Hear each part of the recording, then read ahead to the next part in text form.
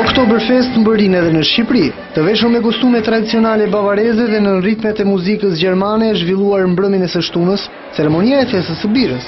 Aktiviteti është organizuar nga Dhoma e Tregtisë Gjermano-Shqiptare.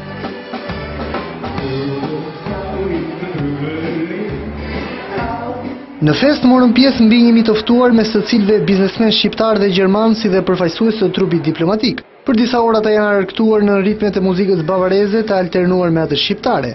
Festës nuk i ka munguar edhe ambasadorja gjermane Carola Miller-Holthember, e cila tregon për historikun e festës. Oktoberfest gibt es in der Stadt München. Oktoberfesti ekziston tashmë prej 200 vjetësh. Është një festë tradicionale e qytetit të Muniut. Tashmë është ndruar në një festë tradicionale ndërkombëtare.